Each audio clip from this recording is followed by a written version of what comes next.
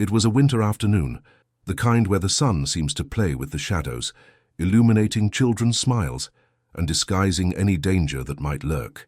Estrella do Norte Amusement Park was packed on that July 14, 2023, with families scattered everywhere, the smell of cotton candy in the air, and the high-pitched sound of laughter mingling with the whirring of the rides. Among the crowd, two siblings, Maria Clara and João Pedro Soares, ran hand in hand toward the carousel. She wore a pink tiara swinging in her hair. He wore a blue cap he could barely hold on to with excitement. Everything seemed normal, ordinary, almost predictable, until it wasn't. At 4:20 p.m., security cameras showed the two in line, smiling, impatient, waiting for the next round. And then something happened. A subtle cut in the footage, a glitch lasting a few seconds, enough time to change the fate of an entire family. When the footage returned, the space where they had been standing was empty. No sudden movements, no screams, nothing. Only the echo of the children's music playing as if nothing had happened. The parents, Helena and Marcos Soares, initially thought the children had simply gotten distracted, perhaps running to another ride. But minutes later, desperation took over. They began shouting names, running through the entire park, asking for help, as the curious crowd approached, forming a circle of confusion and fear. Security was called, the gates were closed, and within minutes, what had been a place of fun turned into a scene of mass panic. Word spread quickly, and police cars soon surrounded the place. The atmosphere changed completely. Laughter gave way to tears, the sounds of the attractions were silenced, and the park's colorful appearance seemed to fade. It was then that the investigation that would shake the entire city began. The lieutenant in charge, upon arriving, noticed something strange in the employees' expressions. Some glanced at each other, others avoided the cameras. There was an unease in the air, a sense that the disappearance was more than just a childish oversight. As the initial searches were conducted in the restrooms, storage rooms, and backstage areas, a question hung in the air, almost like a whisper no one wanted to answer. How could two children simply disappear in broad daylight, surrounded by hundreds of people? The clock was ticking, the sun was beginning to set, and the tension grew with each unanswered minute. When the surveillance team reviewed the footage again, one detail caught everyone's attention. A man in a brown jacket, standing a few meters from the line, watching the children with a fixed, unsettling gaze. He appears in 3 cameras, but disappears completely in the following, as if he had dissolved into the crowd. It was there in that moment of silence and eyes glued to the screen that the story began to take an unexpected turn. Because what seemed like just a common disappearance case would soon reveal something much darker, and the scariest thing was that the clues that would lead to the truth were right there, under everyone's feet, hidden in a place no one imagined existed. You felt that chill, didn't you? That feeling of injustice, of wanting to understand what happened to Maria Clara and João Pedro. It's the same feeling we feel every time we delve into stories full of mystery, twists and turns, and truths that many people chose to hide. Here, the idea is this: to tell what really happened, without filters, without embellishments, with emotion and respect for every detail that has been forgotten by time.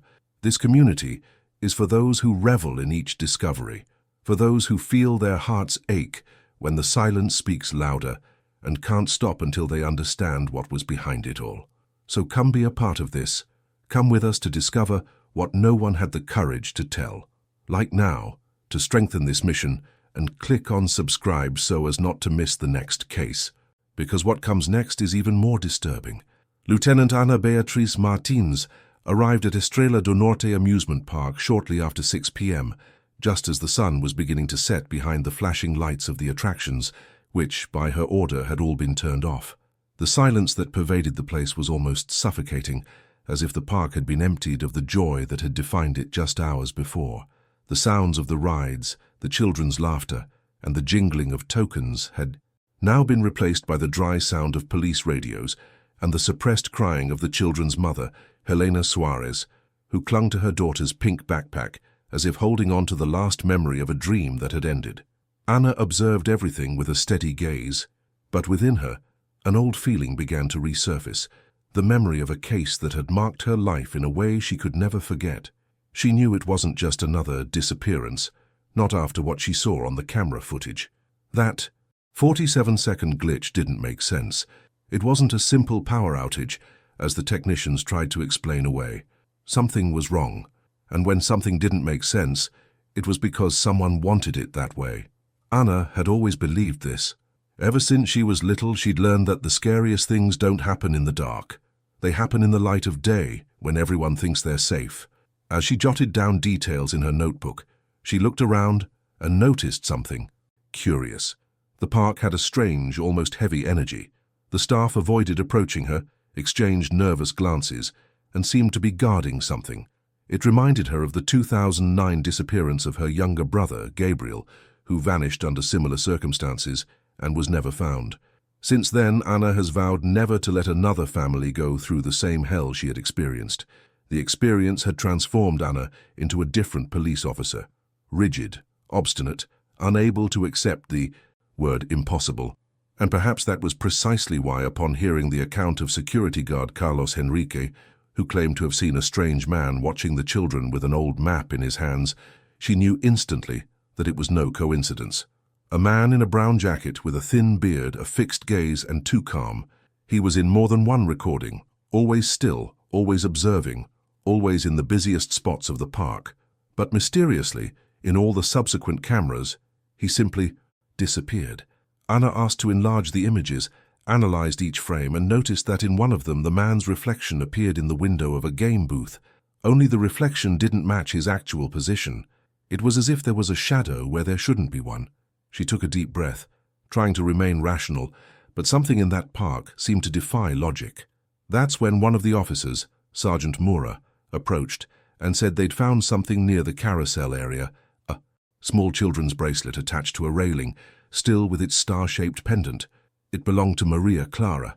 Her mother, upon seeing the object, burst into tears, while her father remained in shock, staring into space.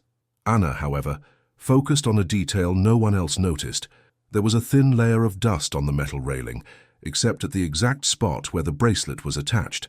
It was as if someone had placed it there later, purposefully, perhaps to mislead or leave a message. The next few hours were a mixture of chaos and helplessness. Police officers walked in every direction, sniffer dogs, drones hovered overhead, and a helicopter illuminated the area. But nothing. No trace, no footprints, no sound. How could two children disappear so completely in an enclosed, fenced-in space? Anna looked at the park map again and noticed a decommissioned area behind the water rides. According to the records, that space belonged to the old maintenance area used in the 1990s, before the renovation. She made quick notes, but when she asked management about the location, the director, Alberto Noguera, avoided the subject, saying only that the area had been closed for years and that no one went there. His tone sounded overly defensive. During the early hours of the morning, Anna isolated herself in the security room and reviewed all the day's footage, one by one. The pattern was clear. The man in the brown jacket always appeared near the same entrance and exit routes, and his posture was almost rehearsed. One moment he walked holding a balloon, the next he pretended to buy popcorn, and then he disappeared around the side of the park, exactly where the map showed an old service exit, now barred. The problem was that, on the external cameras, there was no record of anyone exiting that way. It was as if the man had crossed the park and vanished into thin air. Anna knew she couldn't rest. She requested access to the original site plans, those archived by the city. When the engineer in charge brought the documents, something immediately caught her eye. There was mention of an underground structure, a sort of technical tunnel connecting the park to the old municipal warehouse, used decades ago for electrical maintenance. The note was crossed out in red with the word unused handwritten, but Anna didn't believe in coincidences, not after seeing the images. She returned to the park the next morning, when mist still hung over the idle rides. The cold, damp air made the place feel even more eerie, like an abandoned set. As she watched the carousel spin slowly, tested by technicians, Anna felt a shiver run down her spine. Sometimes she felt as if the park knew something. It was an irrational feeling, but hard to ignore. With each step she took, the creaking of the ancient board sounded like a warning, and deep down, an idea began to form, something that could explain the camera failure, the man's disappearance, and the children's disappearance.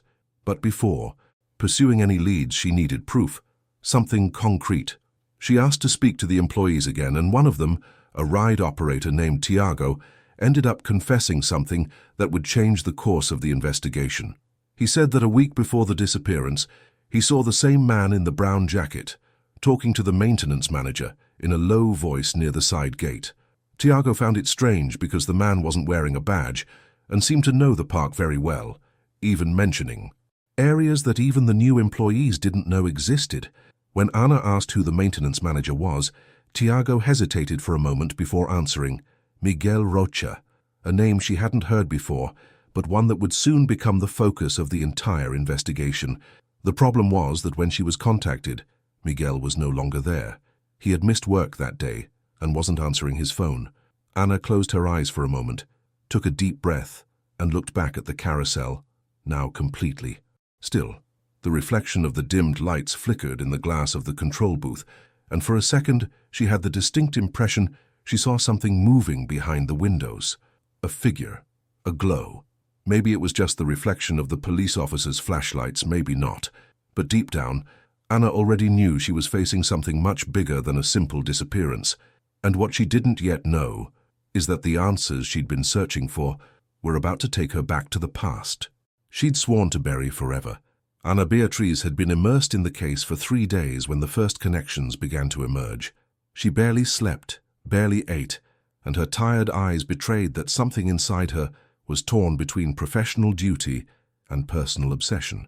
The disappearance of Maria Clara and João Pedro wasn't just another case on her record. There was something there, something that made her heart race in a way she couldn't explain. And it was in this blend of instinct and experience that Anna began to plot what would later be considered the turning point of the investigation. She spent hours reviewing old reports, sifting through forgotten files at the police station, requesting information from other cities, until, amidst a pile of yellowed papers, she found something that made her blood run cold. 3 missing persons cases in the last 5 years, all in nearby cities, and with eerily similar details: child victims, amusement parks, a white SUV, and vague reports of underground tunnels. The pattern was too clear to be coincidence, but what was most striking was the silence surrounding these files. None of the previous investigations had been concluded. All had been closed due to lack of evidence. Anna knew what this meant. Someone was covering their tracks. And when someone does that, it's because they have a lot to hide. That's when he decided to create a map, a huge corkboard, in the center of his research room, where he connected dates, places, faces, and times. And in the middle of it all, the enigmatic figure of Miguel Rocha stood out, the missing maintenance manager of Parque Estrela do Norte, the same man Tiago, the ride operator, had described as the one who talked to the man in the brown jacket days before the children disappeared. Anna began to trace the timeline. In the 2018 case, in the city of Lavinia, 2 girls disappeared from a traveling fair and were never found again. In 2020, in Monte Real, a boy disappeared during a charity event held in a former decommissioned park. And in 2022, in Nova Esperança, 3 children disappeared after visiting a park that was slated for demolition. In all these locations, the same type of vehicle had been seen near the entrances, a white van with a broken rear window and covered in a colorful sticker. Coincidence? Anna no longer believed it. The deeper she delved, the more the case seemed to expand like a web. Everything pointed to a network. People who knew each other, who exchanged information, who knew how to exploit loopholes in the system. And the deeper she dug, the more she realized she was treading on dangerous ground, where the truth had owners and silence was bought. Still, she pressed on. She filed warrants, spoke with investigators from other cities, cross-referenced statements, and found a sinister coincidence. In all cases, the parks had undergone renovations during the same period, carried out by a third-party company called Luz Norte Estruturas. And guess who was listed as the technical supervisor for these renovations? Miguel Rocha. It was late at night when Anna realized it. She was alone, surrounded by papers, with the distant sound of rain beating against the police station window. She grabbed a pen and circled Miguel's name so hard she tore the paper. He wasn't just an employee. He was at the center of everything. And worst of all, He had full access to restricted areas, underground passages, and cameras. He knew exactly how to disappear without a trace. But things got even stranger when Ana decided to check Miguel's records in the system. His CPF, Brazilian Social Security number, existed, but his history was confusing. Different addresses, temporary jobs, duplicate documents. He seemed like a ghost living among the bureaucratic cracks. When she tracked down the most recent address, she discovered it was a vacant lot, with no housing, just the remains of a demolished house. On the ground, among chunks of concrete and old wood, she found a broken children's toy, a plastic horse identical to the ones used on the merry-go-round at Parque Estrela do Norte. It was at that moment that police instinct gave way to foreboding. Ana felt a chill run through her body. Everything indicated that Miguel Rocha wasn't just an employee involved, he was the connecting link between all the disappearances. An invisible man who knew the parks better than anyone and knew where to hide. But what intrigued Ana most was the motive. Why children? Why always in places that should have been safe? Based on the old plans of Estrela do Norte Park, Ana discovered something no one else mentioned, an underground tunnel decommissioned in the 1990s, originally used for equipment transportation and electrical maintenance. Reports indicated it had been sealed after an accident, but there was no proof of this. No photos, no technical signatures, just the word closed. And the more she read, the more she realized the dates perfectly. Matched the period when Miguel began working at the park. Ana tried to keep a cool head, but each new piece of information was like a piece of a macabre puzzle falling into place. And the closer she got to the complete picture, the more she felt someone was watching her every move. She began receiving anonymous messages on her phone. "Stop digging," one read. Another simply showed a photo of her in front of the park, taken from a distance, at an angle that made it clear she wasn't alone. But she didn't back down. Quite the opposite. She decided to return to the park, this time at night, accompanied only by two trusted investigators. The plan was simple: inspect the perimeter, find the tunnel entrance, and prove it still existed. As they walked through the silent park, the sound of their footsteps echoed among the switched-off rides. Shadows danced in the dim light of the lanterns, and every now and then the wind creaked some metal structure, as if the place whispered things no one should hear. Ana stopped in front of the restricted area. The cracked concrete floor, the rusted iron gate, and a worn sign that read, "Danger, restricted access." That was it. Her heart was pounding, but she knew she had to keep going. There was no more room for doubt. The pieces were falling into place, and the answer or the horror she sought was behind that gate. And it was right there, in that moment, suspended between fear and truth, that Ana realized that the Soares children's case wasn't just another one in her career. It was a repeating pattern, an echo of something much bigger, and perhaps about to happen again. The pressure began on the fourth day of the investigation, when Ana Beatriz realized that the fight was no longer just against time, but also against the system itself. The police station was divided, and the Estrela do Norte amusement park, which should have been completely isolated for forensic examination, was already beginning to discreetly reopen some areas, under the guise of minimizing losses. The park's director, Alberto Nogueira, a soft-spoken man with a practiced smile, began appearing in interviews trying to control the narrative. He claimed it was all just a regrettable accident, that the police were in control of the situation, and that the park would continue to cooperate within the legal limits. It was the kind of talk that set Ana on fire, because she knew, when someone rushes to clean up their image, it's because they're afraid of what might come to light. During a tense meeting at Civil Police Headquarters, Regional Police Chief Claudio Ramos reprimanded Ana for overstepping her authority. He argued that there wasn't enough evidence to charge anyone, and that her insistence on exploring the park's restricted areas was creating political and legal discomfort. Ana stared at him unblinkingly. She already knew that tone, that bureaucratic way of stifling an investigation before the truth became uncomfortable. She simply said, "If I stop now, 2 children will still be missing, and someone out there knows exactly where they are." The room fell silent. Behind the scenes, however, the resistance was more subtle and more dangerous. Equipment began to disappear, reports were misplaced, and one of the experts working directly with Anna received an anonymous call advising him to stay away from this story.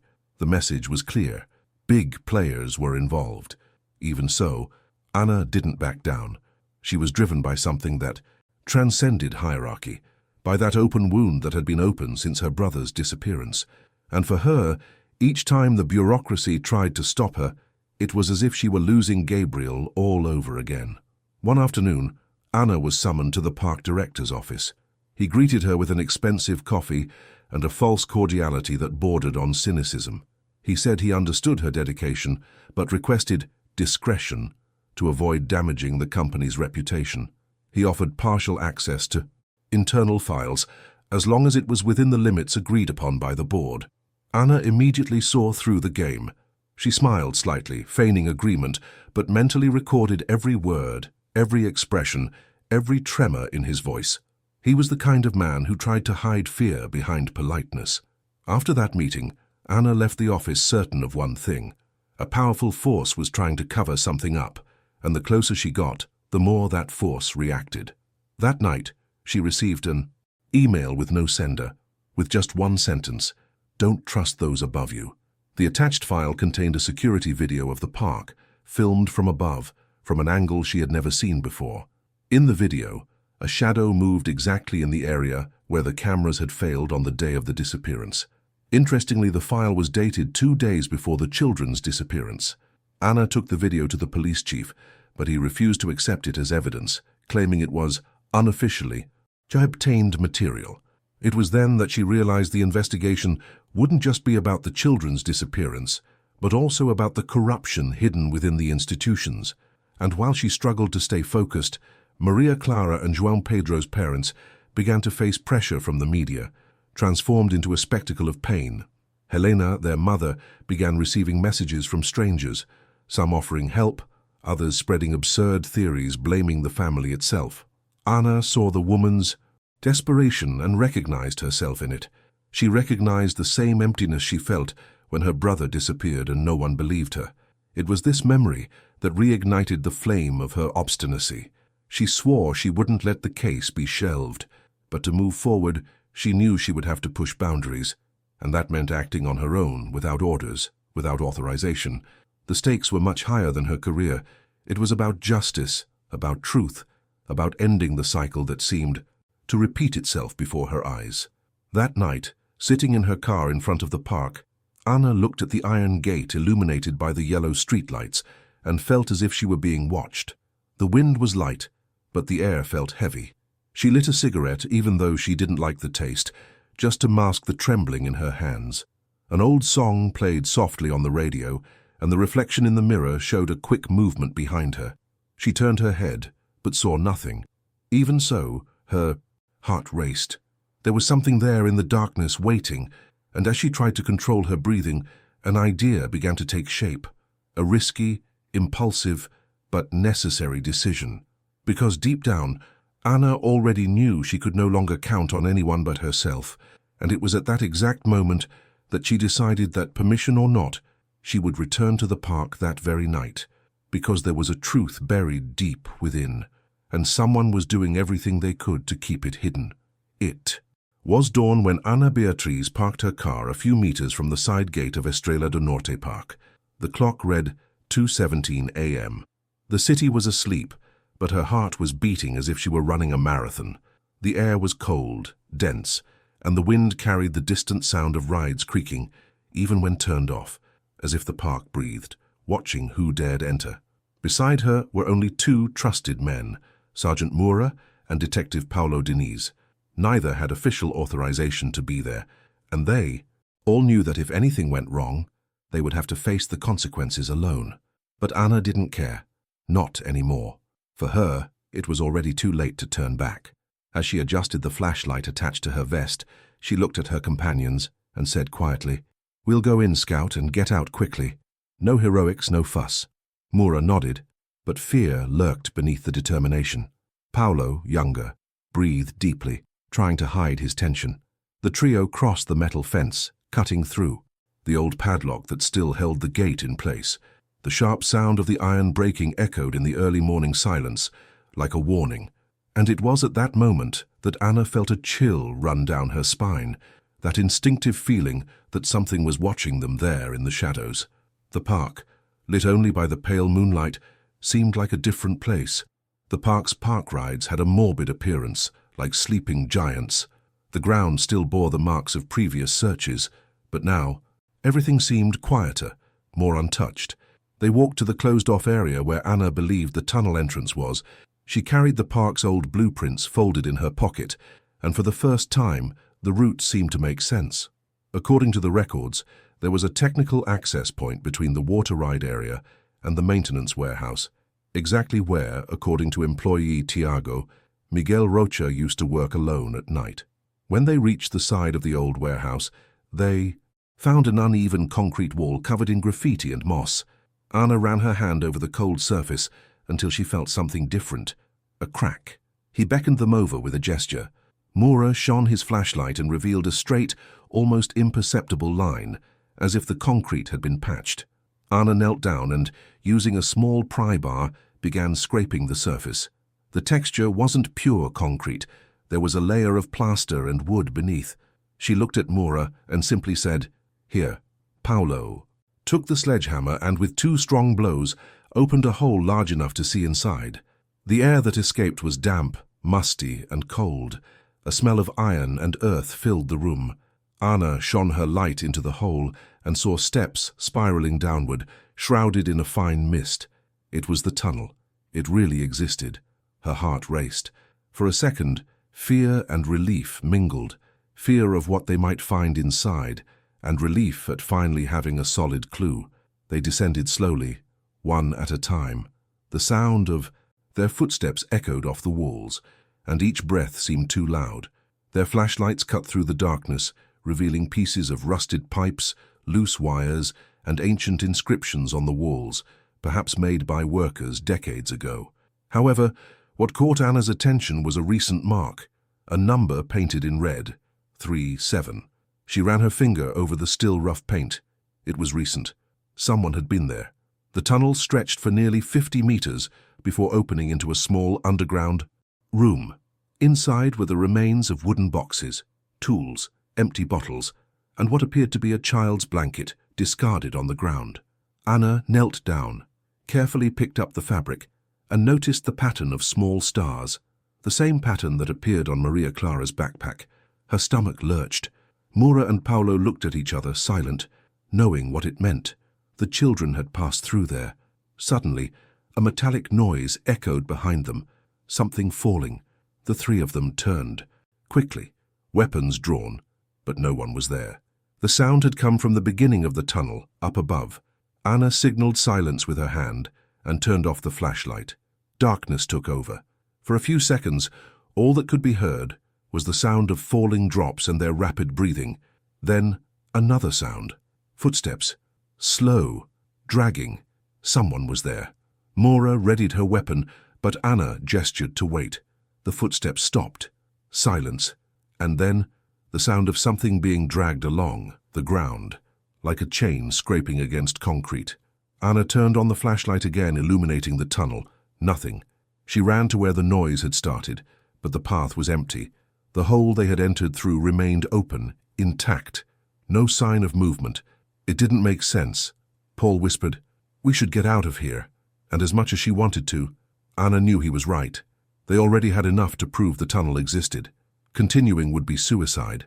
They climbed quickly, still, breathing heavily, and as they left, Anna closed the gate again. Before leaving, she looked back once more and swore she saw something move inside, a writhing, light, almost human shadow. But she didn't comment. Deep down, I knew it could be a reflection of fear or a warning. When they returned to the car, Anna was silent for a few minutes. The sound of the engine seemed distant. What they had found was much more than they had expected. Now it was no longer just about 2 missing children. It was about something planned, hidden for years, perhaps decades. And the name at the center of it all, Miguel Rocha, now made even more sense. As she stared at the tunnel in the distance, Anna felt a chill that didn't just come from the early morning chill. It came from the certainty that this discovery wouldn't go unpunished, because every time she got closer to the truth, someone seemed to be one step ahead, watching, waiting. and she still had no idea how much this decision to act alone would completely change the course of the research and her own life. The days following the tunnel's discovery were a true test of endurance for Anna Beatrice. She barely slept, her mind consumed by images of that cold underground and the child's blanket found on the floor. It was as if the voices echoing below had stayed with her, whispering every time the silence fell. The case was no longer just an investigation. It was an open wound, and deep down, Anna knew she was letting something stronger than duty drive her. It was personal, visceral, as if the past had come back to claim her. Things began to worsen the moment the case hit the headlines. The media, hungry for ratings, turned the children's disappearance into a spectacle. Helicopters hovered over the park, reporters camped outside the police station, and absurd theories began to spread on social media. Some said the children had been kidnapped by a cult, others spoke of human trafficking, and some even pointed to the police themselves as accomplices. Anna, who had always preferred to operate in the shadows, found her life exposed without warning. Cameras followed her, and journalists approached her even when she went out to buy coffee. But the real burden came from within. Her body began to feel the effects of exhaustion, migraines, palpitations, memory lapses. At night, she woke with nightmares, always the same, the sound of children's laughter echoing in the darkness, followed by absolute silence.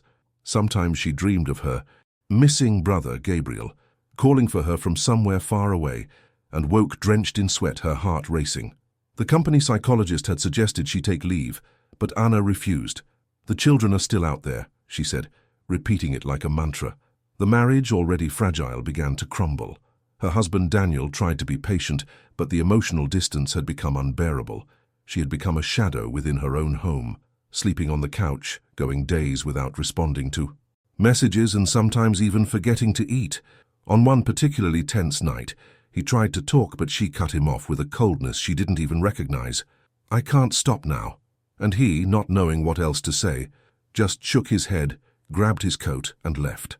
Anna watched the door close, feeling a void that not even the most complex case could fill. The threats began soon after. First, there were short messages on her cell phone from unknown numbers. "You're digging the wrong hole." Then notes left on her car's windshield, always with letters cut from newspaper. The last one read, "Some truths are not meant to be revealed." The message was clear. They were watching. Anna began looking over her shoulder constantly. She changed her route home, changed her SIM card, and avoided being alone on the street.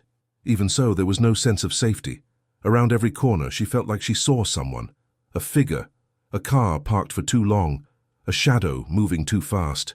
The worst blow, however, came from where she least expected it.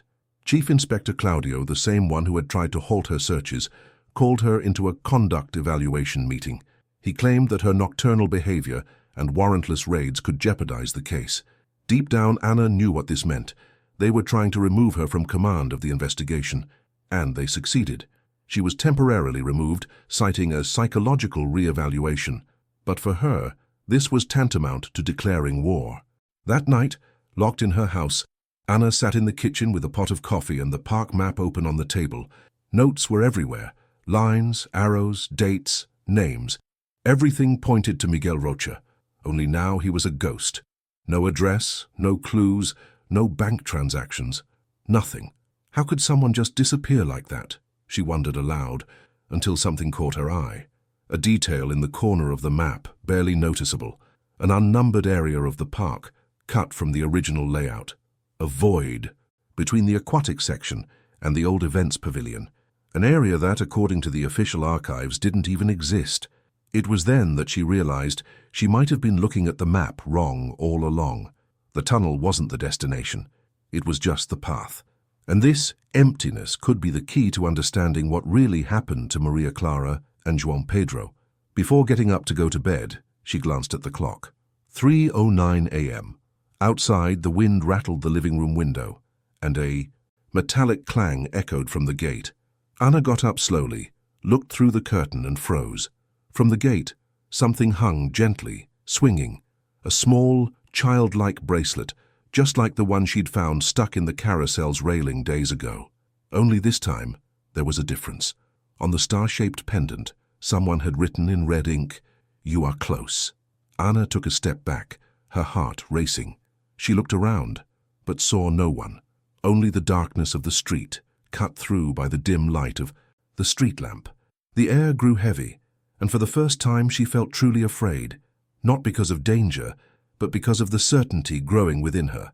Someone was playing with time, guiding each step of the investigation like moving pieces on a chessboard, and she, without realizing it, might be exactly where that person wanted her to be. Miguel Rocha. That name began to echo in Ana Beatrice's head like an obsession.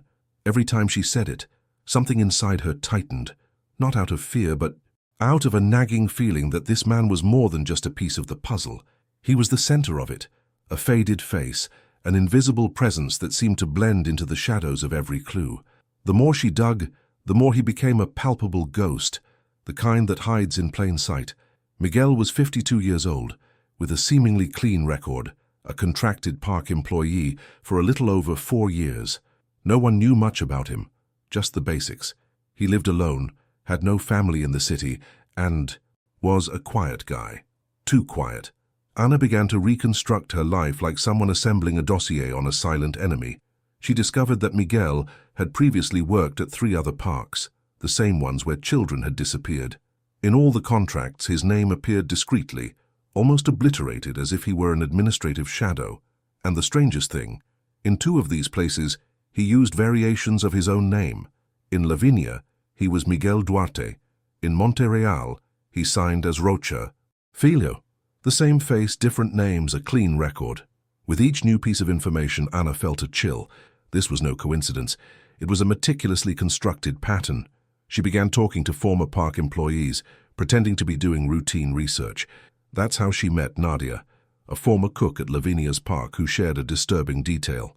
She said Miguel always showed up at night when the park was already closed. He claimed to be doing electrical repairs, but never asked anyone for help. He liked to stay in the dark, ma'am. I could see that flashlight of his blinking way back there near the old rides. It was like he was talking to himself. When Ana showed her an archive photo, Nadia paled. It's him, but his hair was longer, and he wore a badge like no one had ever seen before. Back at the police station, Ana couldn't concentrate. She spent hours staring at Miguel's blurry photo taken from an old employment record. His gaze was cold, direct, expressionless, the kind of gaze of someone who feels no guilt or who has learned to hide it perfectly. She found herself wondering how someone like that could go unnoticed for years, maybe decades, working in places full of children, families, joy, and yet still carrying something so dark inside. It was then that she remembered a conversation she'd had with Tiago, the ride operator. He'd mentioned that the day before the children disappeared, Miguel had spent his entire shift tinkering with the electrical wiring in the East Pavilion, the very same area where the cameras had failed. He said he was replacing the power cables, but I'd never seen anyone from the maintenance team working there at that hour, Tiago had said. Ana returned to the footage from that area and noticed something no one else had. A quick reflection in one of the cockpit mirrors showed Miguel holding a strange object, like a small metal briefcase. The problem was, seconds later, he disappeared from view, and the recording cut out. Ana had the video enlarged and the frames highlighted. The object appeared to be some kind of portable power device, with wires and flashing lights. Expensive, sophisticated equipment, far beyond what a simple maintenance worker should have access to. She began to hypothesize. Was it a camera jammer? A signal blocker? If so, that would explain the 47-second glitch. But the most important question remained. Why? As she tried to decipher this, she received an anonymous call. The voice on the other end was hoarse, low, almost whispering. Miguel doesn't work alone.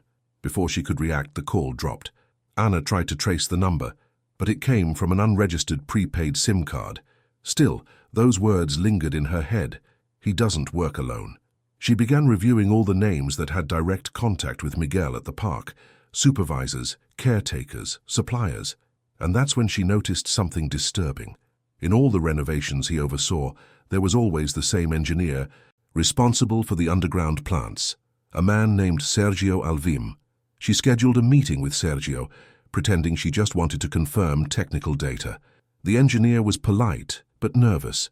He was sweating profusely, answered vaguely, and avoided eye contact. When Ana mentioned Miguel, he froze for a moment. "Ah, Rocha, A calm guy. He did his job, never complained. She noticed the pause. It was the kind of pause that speaks volumes. She persisted, asking if he knew of any underground access in the park. Sergio was silent for several seconds, then replied, "Those ancient structures, it's best to leave them alone, Lieutenant. They were sealed for a reason." Anna felt her blood run cold, not from the words themselves, but from the tone in which they were spoken, as if speaking of something carrying weight, perhaps guilt. When she asked to see the original plans, Sergio dodged, saying he no longer had access to the files. They were collected by the board before the last renovation. He stood, shook her hand and hurried out, leaving behind a strong smell of sweat and fear. In the car, Anna stood for a few minutes, trying to piece it together. Miguel Rocha, the invisible man, was everywhere. Something terrible had happened, and always shielded by layers of silence by people who preferred to pretend they knew nothing. She began to realize that the park wasn't just a crime scene, it was part of the fabric of the crime itself, and somehow Miguel knew how to use this to his advantage. That night Anna dreamed of the tunnel, but this time the dream was different. Instead of the cold, damp walls, she saw broken old toys, rows of stacked carousel horses, all with their eyes gouged out, and in the middle of them, a man stood with his back to her wearing a brown jacket. He turned slowly, and the face that appeared wasn't Miguel's, it was hers. She woke with a scream stuck in her throat and her hands shaking. The sun was already beginning to rise as she sat on the edge of the bed and stared at the map spread out on the table. Now she was certain of one thing: Miguel Rocha was the kind of man who built secrets beneath people's feet, and with each new step she moved closer to the center of this labyrinth. But Anna didn't yet know that the closer she got to the truth, the more someone seemed to anticipate her every move, as if Miguel himself were still there, watching, controlling the game, waiting for the right moment to appear. On the morning of July 22, 2023, a week after Maria Clara and João Pedro disappeared, the case took a terrifying new turn. Ana Beatriz was at the police station, poring over inconclusive reports and findings, when her phone rang. It was Helena Suarez, the children's mother. Her voice was shaky, hoarse, almost unrecognizable. "Lieutenant," he called. For a second Anna thought she'd misunderstood, but when Helena began to cry, her breath coming in ragged gasps, the weight of those words fell like a stone on her chest. He called. Who? Miguel Rocha? Someone else involved? A prank call? The mystery, until then dark, had just gained a new layer, and this time, a personal one. Anna rushed to the Suarez family home, accompanied by 2 investigators. The scene was chilling. Helena trembled, clutching her cell phone tightly, as if it were living proof of the horror she had just witnessed. Her husband, Marcos, tried to calm her, but he was also in shock. The call lasted less than 30 seconds, he said, looking at the floor. It was a strange, distorted voice, like one in a movie, and what she said, he swallowed hard. She said the children are no longer alone. Anna asked to listen to the audio. Helena showed her phone with trembling hands, and the sound of the recording filled the room. A robotic, drawling voice said slowly, "They're not alone anymore, and neither are you." Then came the sound of something metallic, clanging, like chains dragging, and the click of the disconnect button. The silence that followed was worse than the audio itself. Anna felt her stomach churn. She'd heard many threats before, but this one was different. It wasn't just any provocation. It sounded like a double entendre, something that hid more than it said. She requested permission to trace the call. The number came from a prepaid SIM card, again unregistered. But what the expert discovered was even stranger. The signal had been triangulated between 3 different towers, indicating the use of a diversion system, a rare type of technology used to mask the origin of calls. Someone knew exactly what they were doing, and that meant they were dealing with someone far more prepared than a simple fugitive employee. A few hours later, a manila envelope arrived at the police station, with no return address. Inside was a printed photo. It was Helena's face, captured from afar, crying in front of the park gate on the day the search began. And in the corner of the photo, scrawled in red pen, the same phrase, "They are no longer alone." Anna held the photo carefully, and for a moment she felt a mixture of anger and helplessness. Someone was playing with the family's mind, and hers too. The press, as always, was unforgiving. The leaked call spread across social media within hours. Theories began to swirl, from ritualistic kidnapping to personal revenge against the park's owners. And, amidst this chaos, Helena began receiving messages from strangers offering help, prayers, and even rescues. Some came with frightening images, grotesque montages of the children. Anna had to intervene and completely isolate her, removing her from the house under protective custody. But a mother's mind doesn't obey logic. Helena couldn't stop making sense of every detail. She told Anna that the connecting voice reminded her of someone she'd heard before, but couldn't quite place. It sounded close, she said, staring into space, like it was someone who knew the children. That phrase kept ringing in Anna's head for the rest of the day. If true, it meant the person responsible wasn't just a stranger, it was someone who knew the family. Determined to confirm, Anna reviewed all the security footage from the day of the disappearance, frame by frame, and in one of them, she noticed something that had previously gone unnoticed. As Maria Clara and João Pedro walked toward the carousel, a woman briefly appeared in the corner of the screen, holding a bag and looking toward the children. Her face was partially obscured by a hat, but there was something familiar about her posture, the way she moved. She zoomed in on the video and froze the frame. The silhouette resembled a park employee, Juliana, a receptionist who had worked directly with Miguel Rocha. Anna sent someone to locate her, but Juliana hadn't shown up for work since the day after she disappeared. No contact information, no valid address. She was gone. Another shadow in the darkness. That night, as she was trying to piece everything together, Anna received another call, this time from the police station's own internal number. She answered immediately. On the other end there was silence, just slow, heavy breathing. "Who is it?" she asked. Silence. "Who's speaking?" she insisted. Then the same distorted voice from the recording replied, "You're not alone anymore, Lieutenant," and the call ended. Anna's blood ran cold. The number was internal. This meant someone within the precinct itself could be involved.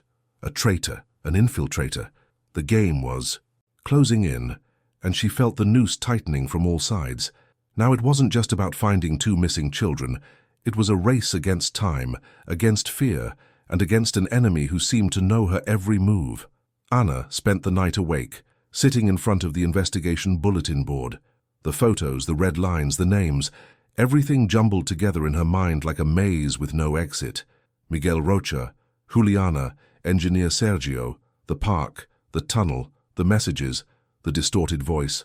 Everything was part of something that seemed to have been planned with millimeter precision, and it was in that deep silence of the early morning, with the sound of rain beating against the window, that she noticed an almost imperceptible detail in the photo sent to Helena's cell phone. In the reflection of the glass of a toy cabin, there was something small, almost invisible, the edge of a brown jacket.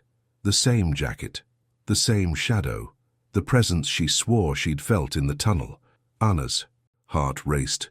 Miguel Rocha was nearby. He had never left, and what that call implied, perhaps it was much more than a threat. Perhaps it was a warning that the game was about to change, and that, this time, the next step wouldn't be hers to take. Ana Beatriz no longer knew what it meant to truly sleep. Back then, every blink was invaded by fragmented images. The tunnel, the distorted voice, the brown jacket, the faces of the missing children. Everything blended into a tangle of memories and fear. And it was precisely this fear that drove her forward. After the mysterious call, the lieutenant decided it was time to reconstruct, minute by minute, Maria Clara and João Pedro's journey through the park on the day of their disappearance. If there was something that had escaped the cameras, perhaps someone or something had seen it, and she was willing to search every inch of that place until she found what was missing. The work began early. The team gathered admission tickets, wristbands, drone footage from the forensic team, and even statements from children who were at the park that day. The reconstruction showed that the brothers arrived at 3:47 p.m., accompanied by their parents. They passed through the food court, went to the water rides section, and then headed to the carousel where they were last seen at 4:20 p.m. Anna noticed a 9-minute discrepancy between the last image and the start of the camera failure. 9 minutes. Enough time for two children to disappear without a trace. But what stood out most was the audio captured by an employee who, luckily, was recording videos for social media at that very moment. In the background, amidst the laughter and the ride's music, a muffled male voice could be heard saying, "Go now." Anna had the sound isolated and amplified, and the expert confirmed it. It wasn't a registered employee on the duty roster. This meant someone was giving orders inside the park at the time of the disappearance. Anna then began searching for everything related to that time. She found a statement from a cleaning employee who mentioned seeing a white van parked near the service exit where no one usually parks. She said she found it strange because the engine was running, but the driver didn't get out. The problem was that when the police reviewed the external cameras, there was no record of any van. The recording from that point, as had become standard, had also failed at that exact time. That's when she decided to cross-reference toll data. She requested access to records from nearby highways and, with the help of the digital forensics team, identified something that made her blood run cold. At 4:55 p.m., 35 minutes after the disappearance, a white van, bearing the same stickers described in the previous cases, passed through the BR 143 toll booth, heading toward the São Domingos district. The license plate, partially visible, matched that of a maintenance vehicle registered to a third-party company, the same one. That employed Miguel Rocha. From there, Anna began plotting a route. The vehicle traveled for 40 kilometers and was caught again by a security camera at an abandoned gas station before disappearing completely. When she and the team arrived at the scene, the station was in ruins. Graffiti-covered walls, a musty smell, and empty bottles littered the ground. It looked abandoned for years. But when she shone her flashlight on the ground, Anna noticed something: fresh tire tracks, and, next to them, small, likely childlike footprints. Fingerprints collected from the scene confirmed it days later. They belonged to João Pedro. The discovery, instead of bringing relief, plunged the team into silent panic. It meant the children had been taken there alive, and then nothing. No clues, no trace of where they'd gone. Anna knew she couldn't stop. She spent the night awake analyzing maps of the area, cross-referencing the position of the park tunnel with the van's route. What she found was disturbing. The 2 points, the park and the gas station, lined up perfectly over an old underground line, a technical water drainage corridor deactivated decades ago. Theoretically, this system connected several neighborhoods in the city, but according to records, part of it had been closed after a maintenance accident. Closed? The word set off alarm bells in her mind. Just like the closed sign in the park tunnel, she began to notice a pattern. Everything that seemed abandoned, forgotten, or deactivated was actually the path through which things really happened. Places without records, without visitors, without surveillance. Perfect spaces to hide what no one should see. The next morning, Anna returned to the park. The place was surrounded by curious onlookers, reporters, and the children's families who lit candles at the entrance. The atmosphere was heavy, full of despair and anger. Helena, the mother, ran to her and asked if they had found any new clues. Anna couldn't answer. She didn't want to promise anything she couldn't yet keep. She simply placed her hand on the woman's shoulder and said, "I won't stop until I bring your children back." As she said this, one of the officers caught her attention. He'd found something behind one of the stalls near the gaming area. It was a small crumpled piece of paper, covered in dirt, with just one sentence written in red pen: "The tunnel is just the beginning." Anna felt her body go cold. She knew what that meant. Someone was following her every move, her every step, and now they were enjoying seeing how far she would go. Back in the car, ticket in hand, she glanced at the park reflected in the rearview mirror. The distant sound of the Ferris wheel spinning on test seemed to mock her. Everything in that place screamed for answers, but each answer seemed to lead to an even deeper abyss. And deep down, Anna knew time was running out. Because if the children were truly alive when they arrived at the gas station, someone had taken them to a new hiding place, and that someone knew the city better than anyone, as if they had drawn its own map of terror. Anna took a deep breath and looked at the park plan again. The lines, the arrows, the connections. Everything pointed to a blind spot she hadn't yet explored, an underground space unmarked in any official records, but which all signs pointed to its existence. And perhaps it was there that she would finally find what she was looking for, or what she didn't want to. Fined. Just when Anna thought she was finally beginning to see a thread of logic amidst the chaos, a blow came that made her doubt everything. Just as the research was becoming more promising, the system decided to slow down, and it wasn't the kind of obstacle overcome with persistence, but with power. On the morning of July 24th, the lieutenant's phone rang with news that felt like a punch in the gut. A court injunction had been granted, preventing further searches inside Estrella do Norte Park. The justification was violation of private property and risk to the physical structure of the attractions. Anna read and reread the document angrily. Risk to the structure. What about the risk to the children? The risk to the truth? The document had originated with the park's management, supported by the local prosecutor's office. Officially, the argument was that nighttime operations and unauthorized intrusions were compromising the integrity of the equipment and tarnishing the company's image. In practice, it was a direct block to the investigation. From then on, any attempted entry would be considered a crime. It was the kind of maneuver that only happens when there's something very big to hide. Anna knew this the moment she saw the false smile of Alberto Nogueira, the park's director, in a TV interview. He said with all the serenity in the world that the authorities were doing their best and that the families needed to trust the justice system. Her stomach churned. At the police station, the mood was one of utter frustration. Some officers began to doubt their own investigation. Others feared political reprisals. The forensic team was recalled, the drones deactivated, the equipment seized for compliance analysis. Anna felt as if all the work of the past few days had been ripped from her hands. She tried to argue, to plead, but Chief Claudio, always cool, always diplomatic, simply said, "The decision is superior, Lieutenant. We have no choice." She looked him in. The Iron replied without raising her voice, "There's always a choice, it's just not the easiest one." But she knew that if she continued to fight back, she would be removed for good. So she decided to back down, officially. She began to act silently, seeking support outside of protocol. That's when she met Captain Roberto Lima of the local fire department, an experienced man with a slow voice but a determined look. He had accompanied the initial searches and refused to accept the closure of the operations. "We know when something's wrong, Lieutenant, and this place smells of wrongdoing from afar," he said. The two began exchanging confidential information, seeking a way to continue investigating without directly violating the court order. Meanwhile, the park was slowly beginning to reopen. Some rides reopened, staff returned, and curious tourists began to show up. And with that, the evidence began to disappear. Areas that had been cordoned off were cleaned, structures removed, and, in less than a week, the park looked new again. It was as if the place wanted to erase any trace of pain. But Anna knew, and it gnawed at her, that the truth doesn't disappear with fresh paint and cleaning. It remains hidden, waiting for someone brave enough to pull it out from under the lies. The nights grew longer.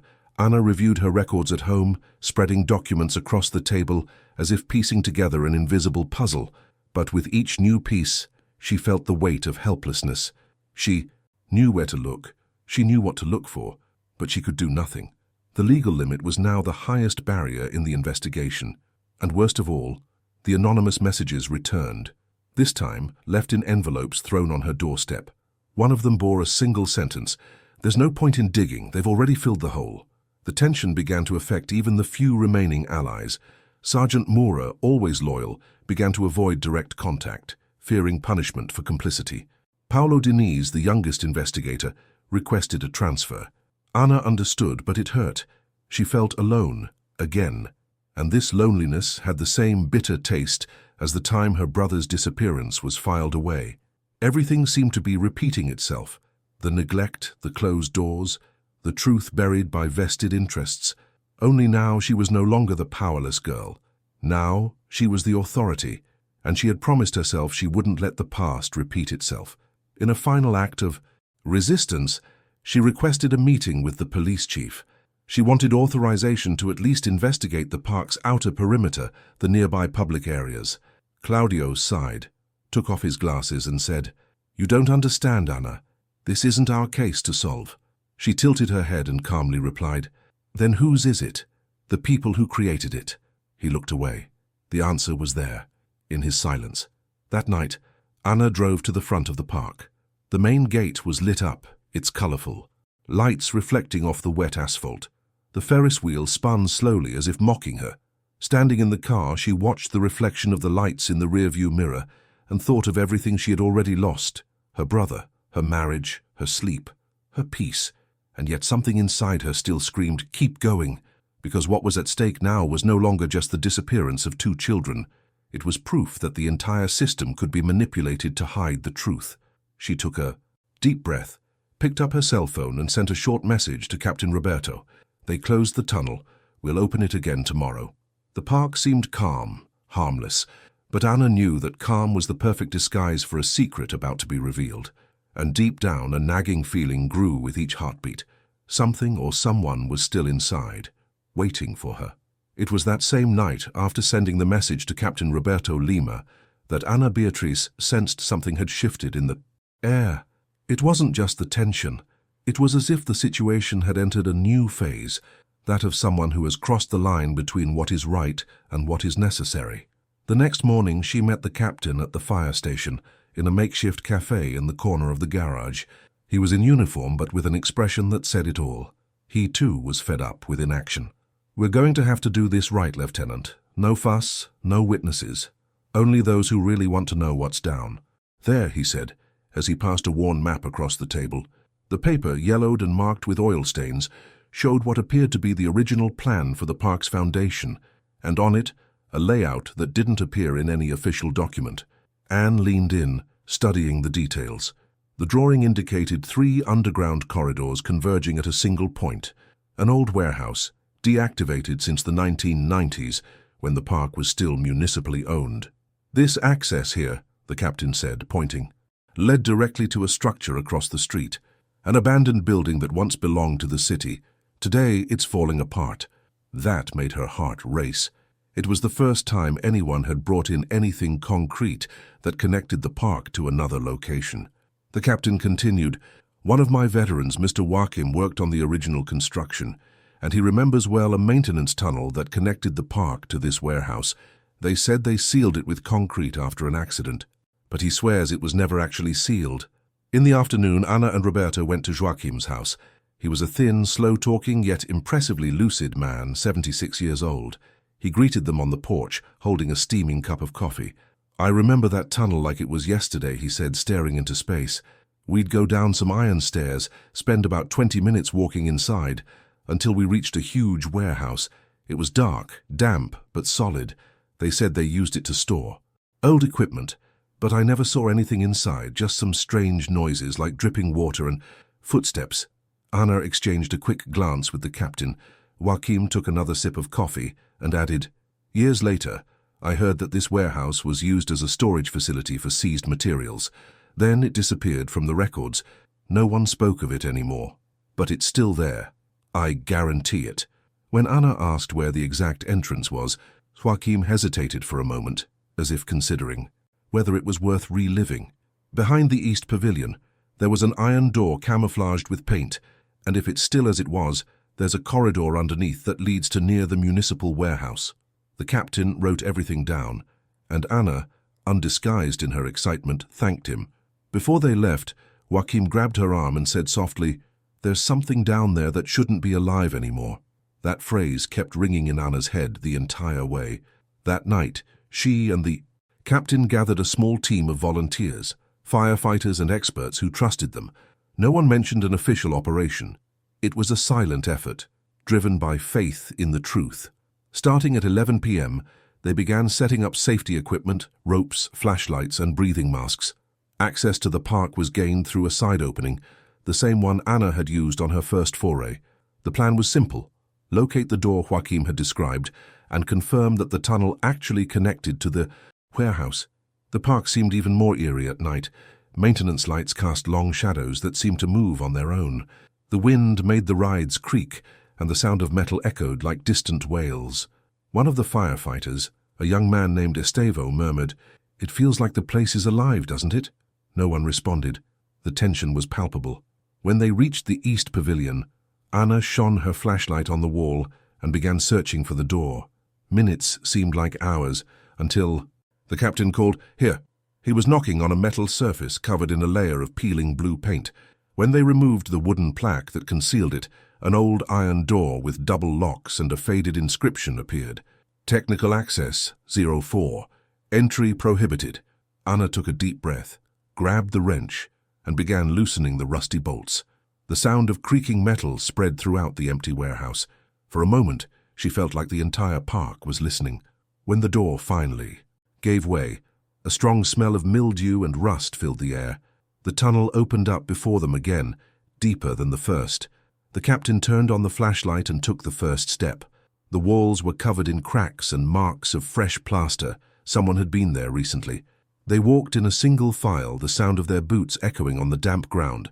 At one point, the tunnel forked.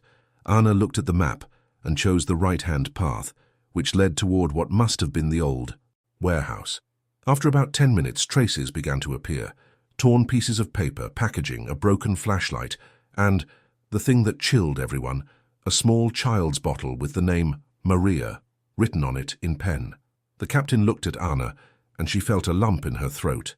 "They were here," he murmured. The group continued on, now in absolute silence, until, as they rounded a bend, they saw a small opening in the ground, covered by loose planks. When they removed them, a new, narrower tunnel revealed itself, descending even deeper.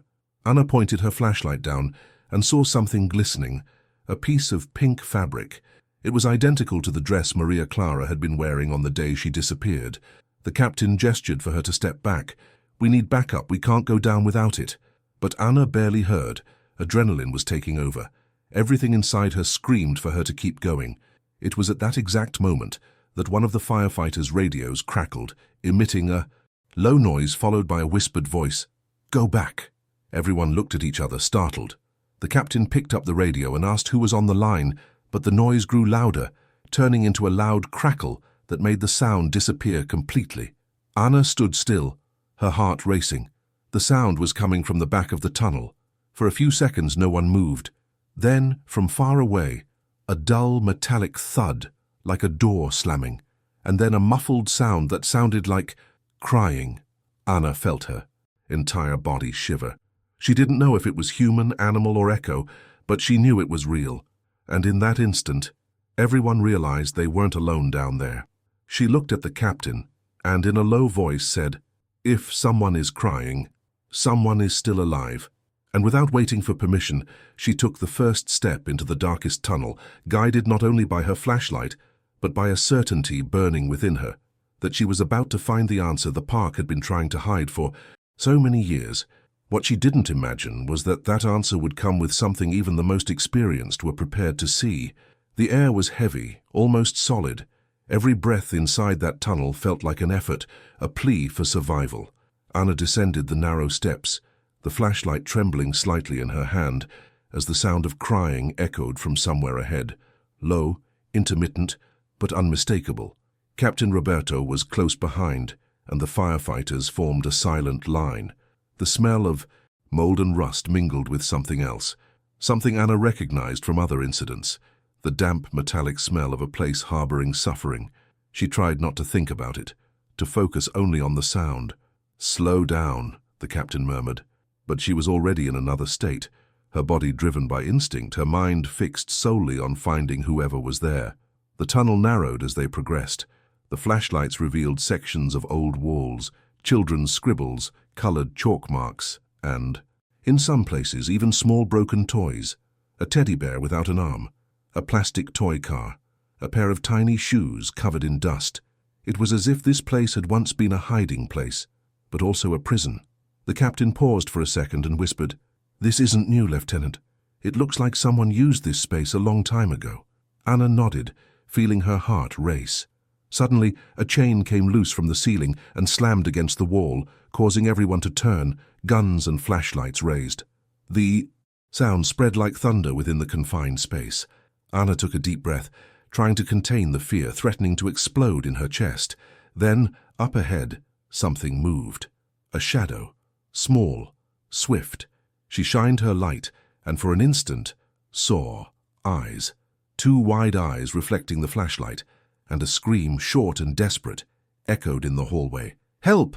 The group ran toward the sound. The tunnel opened into a wider compartment, a sort of makeshift underground chamber with wood-paneled walls and a lamp hanging from makeshift wires.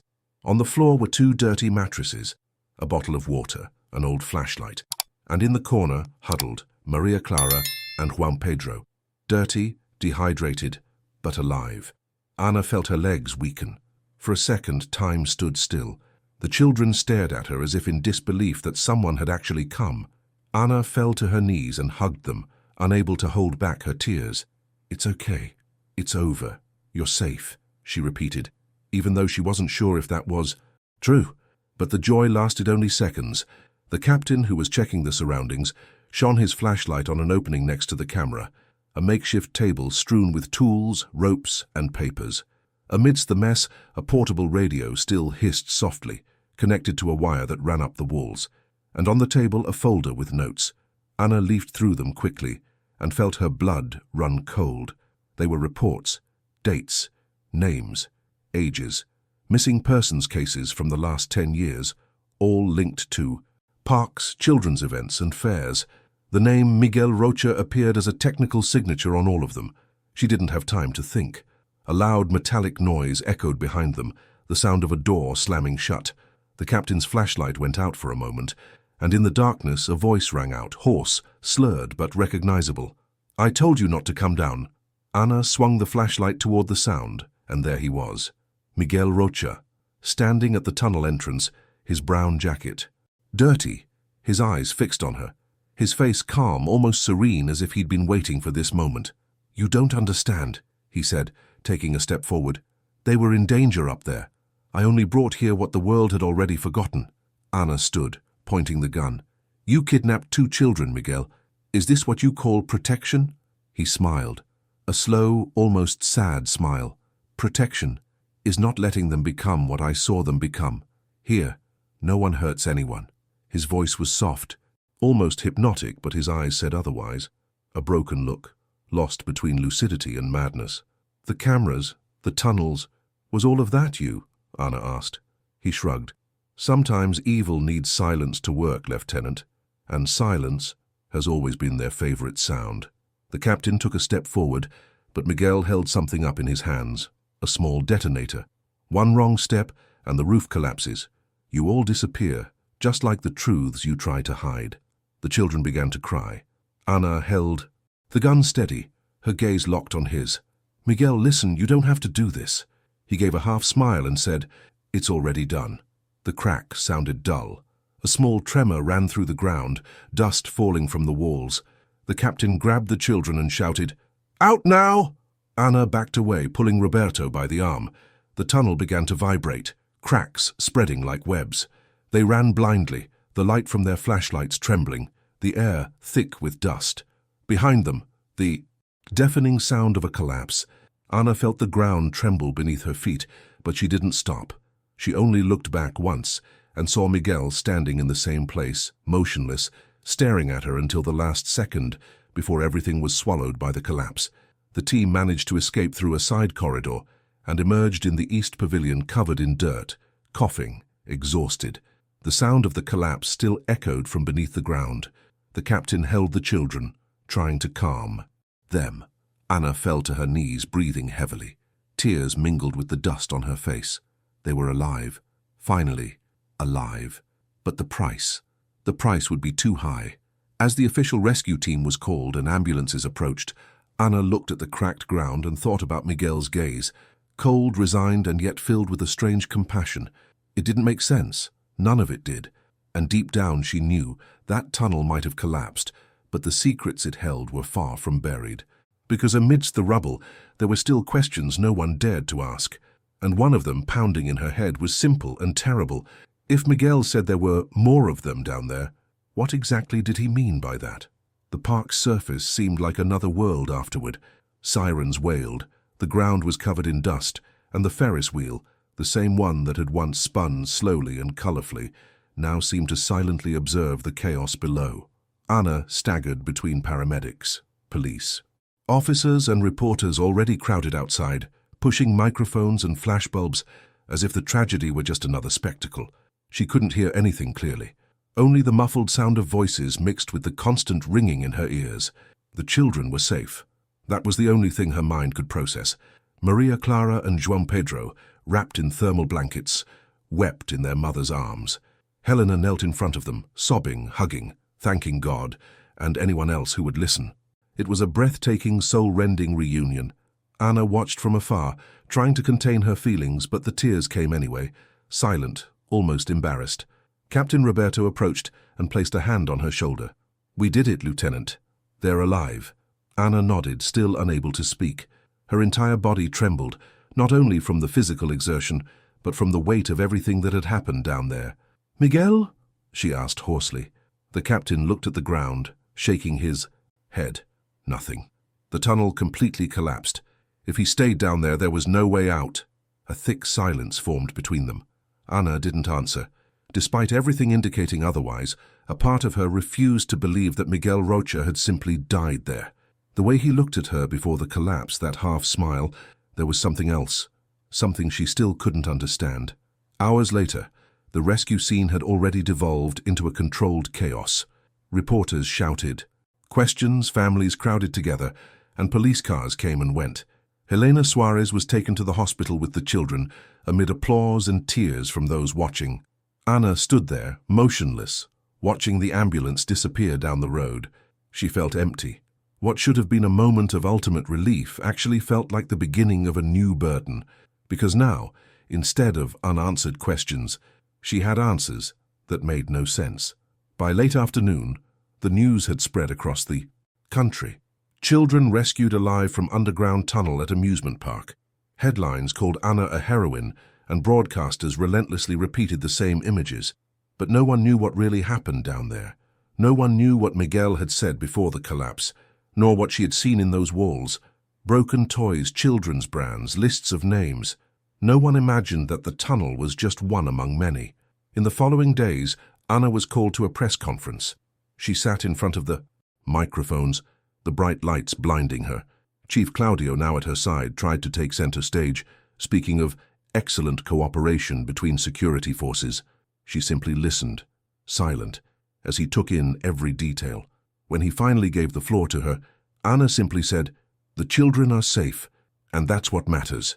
The room erupted in applause, but the sound sounded distant, because she knew it wasn't true. The case wasn't closed, it was just masked. Behind the scenes, an internal investigation began. The park was closed, management removed, and engineers were summoned to testify. Authorities struggled to understand how a structure of that magnitude could exist without official records.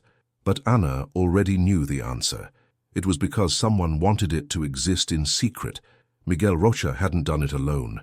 The name Sergio Alvim still echoed in her head. She tried to track down the engineer, but discovered he had left the city the same day as the collapse, and had disappeared ever since. No trace, no recorded passage, nothing. Even with the successful rescue, Anna felt no peace. At night, she had trouble sleeping. The sound of the rocks collapsing and Miguel's voice repeating, "They were in danger up there," would recur in her dreams like a coded message. And the strangest thing was that some mornings she would wake with the distinct sensation that someone was inside the house. Objects would shift, the lamp would flicker, the gate would slam shut. It could all be fatigue, but her intuition never failed. At the hospital, the children were examined. They were dehydrated, with minor bruises but out of danger. Maria Clara uttered confusing phrases like, "The man on the carousel told us not to make any noise, and he wouldn't let the light go out." João Pedro, quieter, just cried and repeated, "He said he'd come back." Anna heard this firsthand, and the child's gaze pierced her like a knife, because deep down, she knew he was right. 2 weeks. Later, Anna went to the park for the last time before demolition began. The structures were being dismantled, and the ground where the tunnel had collapsed was now a gaping hole surrounded by police tape. The wind blew hard, stirring up dust and making the loose panels creak. She stood there, staring into space, trying to believe it was over, but her instinct, and something deeper, told her otherwise. That silence wasn't the end. It was a pause. As she turned to leave, a metallic sound made her stop, quiet but unmistakable. It seemed to be coming from deep within the hole. She approached slowly, her heart racing, and held her breath. A repeated rhythmic sound, like something striking iron. 3 short rings, a pause, and 3 more. She recognized the pattern. It was the same one she'd heard on the radio in the tunnel before the collapse. For a moment, the world seemed to freeze. Anna stood there, motionless, staring into the abyss that was now nothing but earth and debris. The wind bit her face, her heart pounded, and her mind screamed for her to leave. But her body wouldn't listen, because deep down, a part of her knew what this meant. Someone was still down there, and if that someone was who she feared, then the nightmare was far from over. The following months were a mix of apparent calm and a restlessness Ana Beatriz couldn't explain. The city of Santa Vitoria was trying to return to its normal routine, but it was impossible to ignore what happened at Parque Estrella do Norte. The park was demolished, the colorful lights were extinguished, and in its place rose an empty lot, surrounded by grey hoardings and cancelled by the court signs. The case became a national topic. TV shows, podcasts, documentaries, and conspiracy theories popped up everywhere. Some said Miguel Rocha was a religious fanatic, others believed in child trafficking, and some spoke of underground rituals. But to Anna, it all sounded like noise. She knew the truth was deeper and much darker than any version the public imagined. The children gradually recovered. Maria Clara smiled again, but with that distant look of someone who'd seen things they shouldn't have. João Pedro took longer. He had panic attacks and woke up screaming at night. Their mother, Helena, tried to rebuild her life, but the trauma still haunted the family like a constant shadow. Anna visited them from time to time, always discreetly, bringing books, toys, and that empathetic silence that only those who bear similar scars can share. On July 14, 2024, exactly 1 year after her disappearance, she went to their house. Helena welcomed her with a long, tense hug. The children played in the yard, and for the first time, they seemed at peace. "They're okay, thanks to you," Helena said. Anna smiled but knew it wasn't entirely true. No one emerges from a hell like that without carrying pieces of it inside. After the case, the state government implemented new safety legislation for parks and public events. No tunnel could exist without mapping. All areas were required to be regularly inspected, and a special protocol for child disappearances was created, named after the SOAR's children. It was a victory on paper, but in practice, Anna knew these measures came too late for many. Still, she attended meetings, gave interviews, was honored and decorated as a hero, but her expression never seemed to convey victory. While everyone celebrated the end of a mystery, Anna had the distinct feeling the case was merely on hold, as if someone had pressed the wait button. On sleepless nights, she would revisit the reports, Miguel's notes, the old park plans, the names in the files. One detail stood out. Among the charred pages found in the wreckage was an unfinished list. Each line had a child's name and a date. The last entry simply read, Project 37, the same number painted in red she'd seen on the tunnel wall. Anna tried cross-referencing it with national databases, but there was no match. It was as if the information had been ripped from every system. And it was during this search that she discovered something even more disconcerting. A newly opened company in a neighboring town, registered under the name Estruturas do Amanhã Lutará. In the corporate structure, among the shell names, there was one she recognized immediately, Sergio Alvim. She stood in front of the computer for long minutes. Her heart pounded, the air seemed thicker. This couldn't be a coincidence. Miguel Rocha was dead, or at least buried, but the engineer who worked with him was still free. And now he was starting a new underground infrastructure company. Anna closed her laptop slowly, took a deep breath, and looked out the window. The night was silent, the kind of silence that always came before something important. The following week, she requested a transfer to the Structural Crimes Division. She told her superiors she wanted to close the SOAR's case, but deep down, what she really wanted was to continue searching for answers.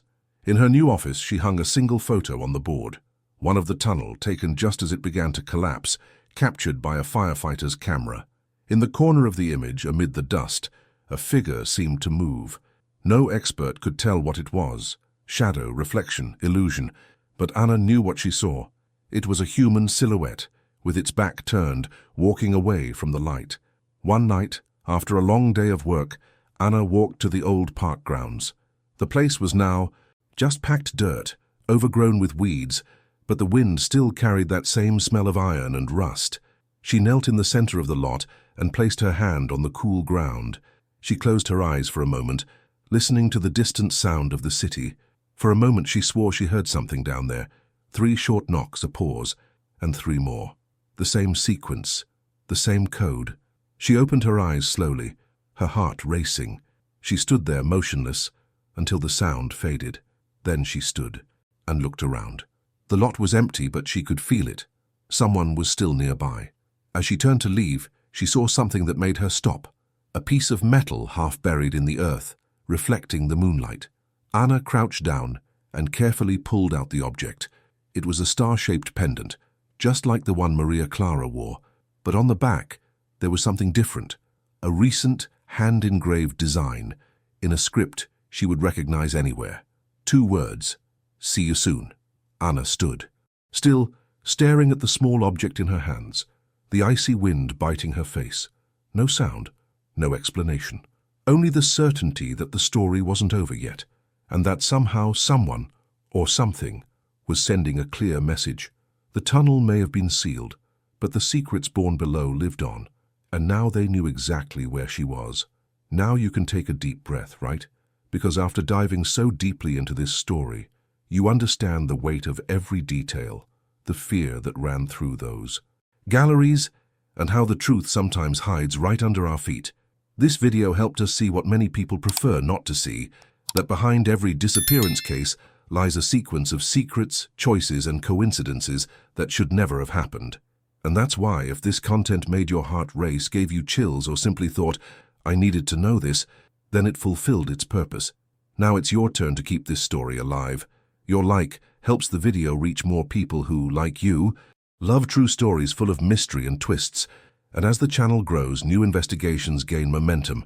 Write the word in the comments "true," just so I know that you stayed until the end and are part of this group that wants to understand what really happened.